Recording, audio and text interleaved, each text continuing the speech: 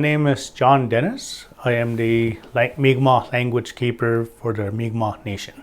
When people always ask, why we are so acclimated to the land, these stories really acclimate us because we have a passion not only for where we're at, but also the impacts of what the land does for us. The land makes food for us. The waters, they feed us and nourish us and they cleanse us and so on.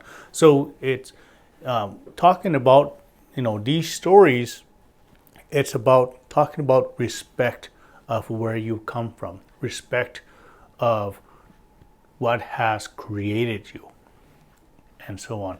And so when you talk about some of our stories, you talk about teachings.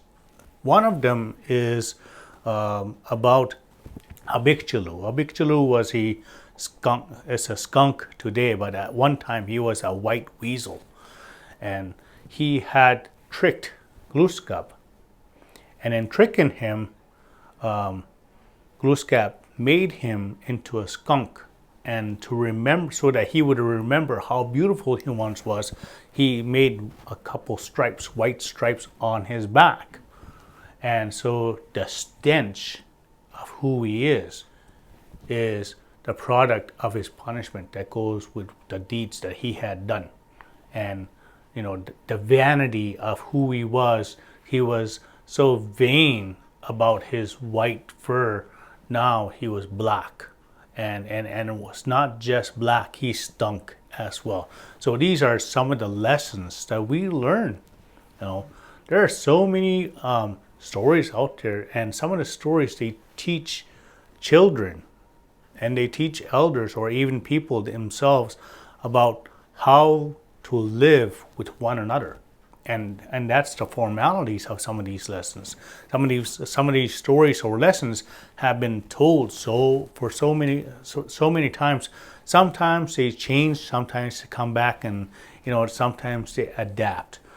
Well, there is a story for one traditional song like the rabbit dance. The rabbit dance, the story goes is that these hunters went out and they came to a big field and they seen this big rabbit jump in the middle of the field, and then all of a sudden a bunch of normal rabbits came out and was around him, and the rabbit started hitting his big foot on the ground, making this drum beat, and all the rabbits started dancing. And then when they were done, they all took off, and the hunters didn't know what was going on, so they went back to their village, told the clan mother of the village what was going on, and she said, well, here, take this drum and drum the beat that they were drumming. And so she did, and she said, you other hunters, you do the dance that they were doing. So they held their hands, started doing the dance that the rabbits were doing. So that's the story of how the rabbit dance came to be.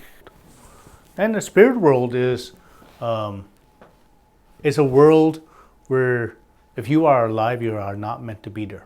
It's taken care of by what we call a Genu, which is a giant, and the giant helps out, And we know about this because there's a story of a man that went to retrieve his son's spirit back from the spirit world because he was not supposed to die. He was not supposed to die. And I'm not sure how that happened, but the Genu told him, you cannot be here. So he told him why he was there.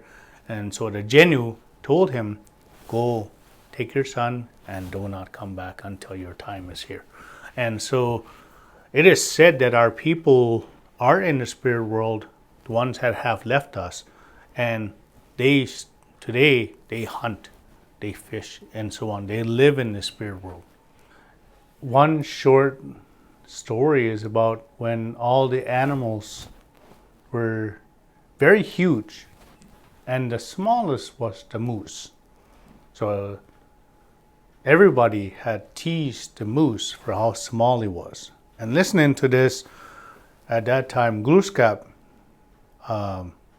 made every one of them smaller.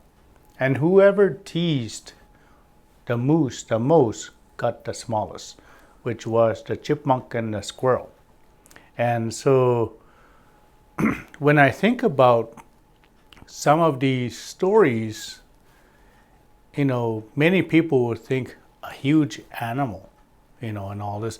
But you go back to the Ice Age, and for me, the stem perspective, because we think in a too wide scene perspective. So one is that our stories talk about huge animals, and they were huge, and the moose was the smallest one, and then they became the biggest one. The moose was the smallest, and the other animals were the biggest. And now, when you think about the Ice Age, you're thinking about. I mean, we have found a beaver's tooth that was this wide or this long, and so today, in that perspective, it's quite huge. So when you think about even just a simple beaver back then, you have to kind of imagine how big the other animals were.